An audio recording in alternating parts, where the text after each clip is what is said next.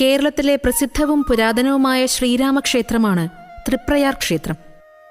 തൃശൂർ ജില്ലയുടെ തെക്കു പടിഞ്ഞാറ് ഭാഗത്തായി നാട്ടിക ഗ്രാമപഞ്ചായത്തിൽ തൃപ്രയാർ എന്ന സ്ഥലത്ത് കരുവന്നൂർ പുഴയുടെ കൈവഴിയായ തീവ്രാനദി അഥവാ തൃപ്രയാർ പുഴയുടെ കരയിലാണ് ഈ ക്ഷേത്രം സ്ഥിതി ചെയ്യുന്നത്. തൃശൂർ, എറണാകുളം ജില്ലകളിലെ പ്രസിദ്ധമായ 4 അമ്പലങ്ങളിലെ ആദ്യ ക്ഷേത്രമായ തൃപ്രയാർ ക്ഷേത്രം കൊച്ചിൻ ദേവസ്വം ബോർഡിന്റെ കീഴിലാണ് പ്രവർത്തിക്കുന്നത്.